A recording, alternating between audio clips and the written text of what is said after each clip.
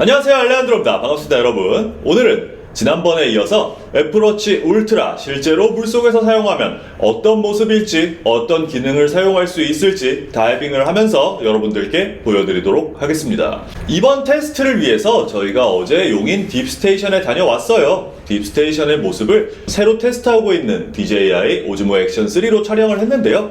오늘 보실 자료 영상들은 DJI 오즈모 액션 3로 전부 촬영되었습니다. 자, 들어가기 앞서서 먼저 제가 어떤 워치페이스에서 어떤 컴플리케이션을 사용하고 왜 사용하고 있는지 말씀을 드리고, 실제로 다이빙을 하면서 프리다이빙이든 스쿠버 다이빙이든 어떤 모습이고 어떤 기능을 활용할 수 있는지, 어떤 장점과 단점이 있는지 말씀드리도록 하겠습니다. 먼저 제가 사용하고 있는 워치페이스는 애플워치 울트라 전용으로 나온 길잡이 워치페이스예요. 이 워치페이스를 통해서 제가 확인할 수 있는 거는 시간, 그 다음에 오른쪽 하단에 날짜, 왼쪽 하단에 있는 타이머, 그 다음으로 사용하는 것들, 실제로 제가 바다에 나갈 때 굉장히 중요하게 생각하는 것 중에 하나가 바람의 방향과 바람의 세기예요. 다이빙을 하는 데 있어서 바람의 방향과 각도를 알 수 있다면 그날 바다의 상태가 어떤지, 드론을 날릴 수 있는지, 다이빙을 할 때 파도의 강도가 어떨지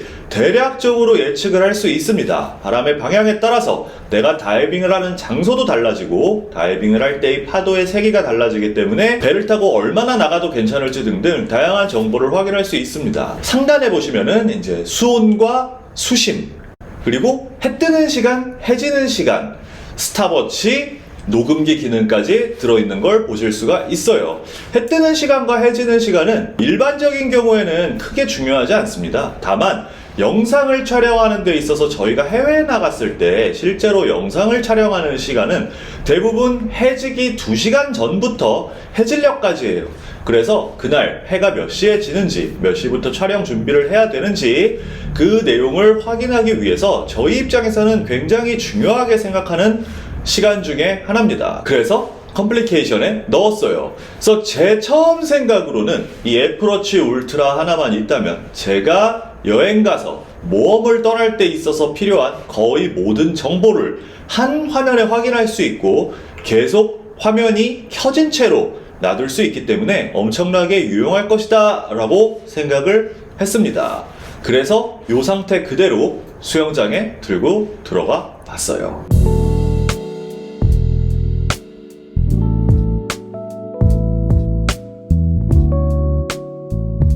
아직은 기능이 지원을 안 하는 것 같은데, 일반적인 워치페이스 상태에서는 수심과 수온이 표시되지 않는다는 거, 그리고 애플워치 울트라의 경우에 항상 켜짐이라는 옵션이 있음에도 불구하고 물에 들어가면 화면이 꺼진다는 걸 발견을 했어요.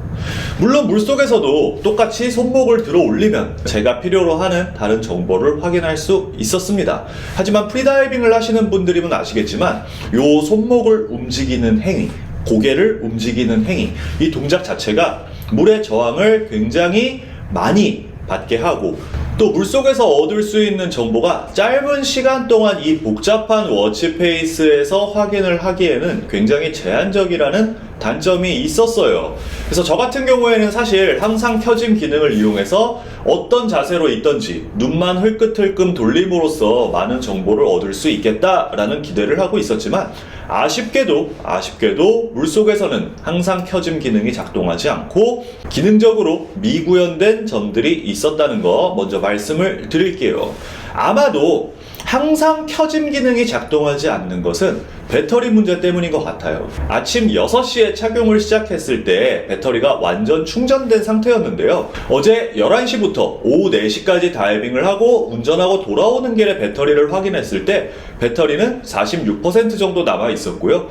잠들기 직전 새벽 2시 정도에 확인했을 때는 15% 정도의 배터리가 남아 있었어요. 아무래도 물속에서 다양한 센서가 실시간으로 환경을 반영하는 만큼 배터리 지속 시간이 평소보다 훨씬 짧아졌다는 걸 확인할 수 있고, 이 배터리 지속 시간을 아끼기 위해서 물속에서는 항상 켜짐 기능이 작동하지 않는 걸로 보입니다. 그렇다면 일반적인 워치페이스가 아니고 애플워치의 다이버 기능은 어떻게 작용하는지 한번 보여드리도록 할게요. 애플워치가 물속에 들어갔을 때 다이버 기능을 자동으로 보여줄지 버튼을 눌러서 실행을 할지 여러분은 결정하실 수 있어요. 저 같은 경우에는 버튼을 따로 지정을 해서 액션 버튼을 눌렀을 때 다이버 기능이 작동하도록 설정을 했는데요. 이 다이버 기능이 작동했을 때 수심, 수온, 다이브 타임, 현재 시각이 아주 큼지막하게 보이는 것을 확인하실 수 있습니다.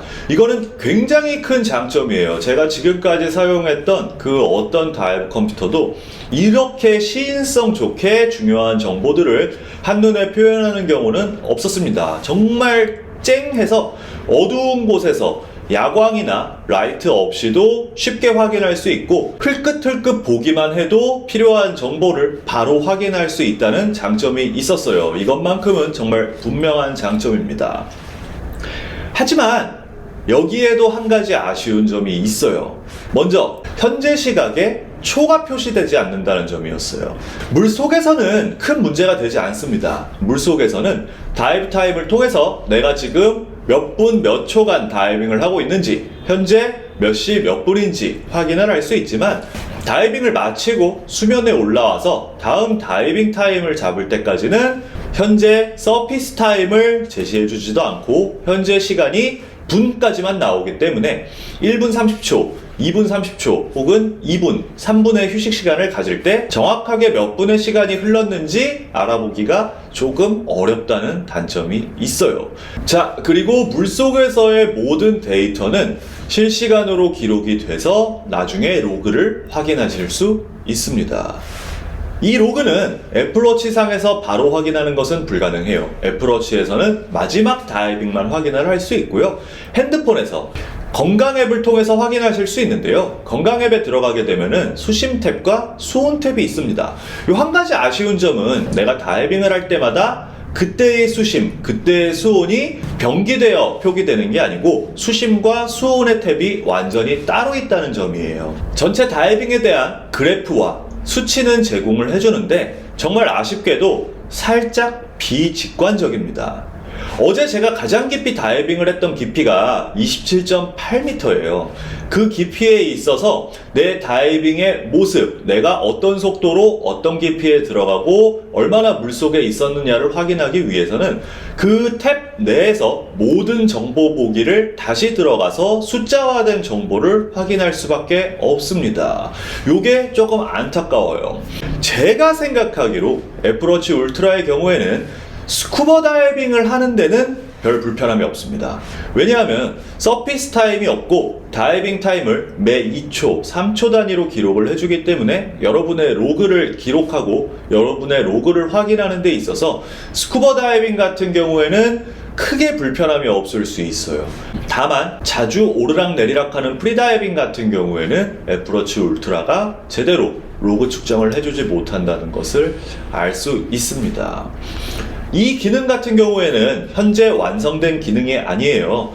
곧 발표될 오셔닉 플러스란 앱을 통해서 추가적으로 다른 기능들을 지원한다고 하는데 이 기능들에 대한 설명을 보자면 이제 본격적으로 다이빙을 할 때 있어서 필요한 정보들을 잘 보여줄 수 있으리라 기대를 하고 있지만 아쉽게도 유료 구독제라는 점 그리고 아직은 앱이 나오지 않았다는 점, 이런 단점들이 있습니다. 그리고 애플워치의 수심과 수온 측정 기능은 굉장히 정확합니다. 다른 다이빙 컴퓨터와 비교해서도 수심에 있어서 들락날락하는 모습을 보실 수 없는데요. 예를 들어서 지금 촬영하고 있는 것처럼 마리나가 홀에 들어왔다 나오는 장면을 제가 홀 벽 바로 옆에 붙어서 촬영을 하고 있는데 이 시계에는 정확하게 한치의 오차도 없이 16.0m라고 기록이 남아있는 걸 보실 수 있습니다. 이 센서의 정확도에서만큼은 굉장히 정확하다는 것을 확인하실 수 있어요. 근데 이거 되게 정확하다. 왜? 내가 여기 서 있는 데서 방금 너 이렇게 촬영하고 있었거든? 정확하게 16m 찍히네? 오. 결론으로 넘어가겠습니다. 여러분이 여행을 가셔서 스쿠버 다이빙을 하신다거나 스노클링을 하신다거나 혹은 프리다이빙을 하실 때 있어서 일반적으로 펀다이빙을 하신다고 한다면은 애플워치 울트라는 굉장히 좋은 선택이 되실 수 있습니다. 여러분이 평소에 착용하고 있던 시계 그대로 차고 들어가서 여러분이 필요로 하는 모든 정보들을 시인성 좋게 잘 확인하실 수 있다는 장점이 있고요. 여러분이 본격적으로 프리다이빙 트레이닝을 하신다거나 딥다이빙을 하시는 데 있어서 여러분의 훈련 계획을 디테일하게 잡고 여러분의 로그를 추적해서 어떤 점을 수정해야 될지 고민이 되실 때는 애플워치 울트라보다는 아직은 다이빙 컴퓨터를 착용하시는 게 훨씬 도움이 되실 거예요. 아직 나오지 않은 기능들, 그리고 아직 구현되지 않은 많은 기능들이 있어서 벌써부터 리뷰를 만든다는 게 조금 부족한 내용이 있을 수 있습니다. 하지만 지금 고민하시는 분들, 애플워치 울트라를 살지 말지 고민되시는 분들을 위해서 먼저 이렇게 영상을 만들어 봤어요. 저희는 앞으로도 계속 애플워치 울트라를 사용하면서 어떤 기능이 추가되는지, 어떤 장점이 있는지, 혹은 제 세팅 중에 무언가 잘못된 점이 있진 않았는지 계속 확인해 보면서 또 영상으로 인사드리도록 하겠습니다. 하나만 더 추가할게요. 저 같은 경우에 다이빙을 할 때 3mm 수트를 입었었는데요. 애플워치 오션 밴드 같은 경우에는 여러분의 시계줄을 잡아줄 수 있는 이 고리를 조정을 할 수가 있습니다. 홀에 넣어서 사이즈를 조정할 수 있는데 3mm 수트를 입고 있을 때는 일반적으로 맨살에 착용했을 때에 비해서 밴드를 2칸 정도 밀려서 착용을 하셔야 된다는 걸 기억하셔서 이 고리를 2칸 정도 여유롭게 미리 체결을 해두셔야 나중에 수트를 입고 시계를 착용하실 때 있어서 당황하지 않을 수 있습니다. 별거 아니지만 실제로 다이빙을 아직 안 가보신 분들은 물속에서 요거 다시 체결하려 그러면 조금 당황스럽고 부품을 잃어버릴 수 있거든요. 요거 3mm 기준 2칸이라는 점 꼭 기억해 주시기 바랍니다. 저희는 또 다른 영상으로 인사드리겠습니다. 애플워치 울트라에 대해서 궁금하신 점, 더 알고 싶으신 점 있으신 분들은 언제든 댓글 남겨주세요. 그럼 질문에 대해서 답변 드리도록 하겠습니다. 오늘 영상 여기서 마칠게요. 감사합니다. 안녕!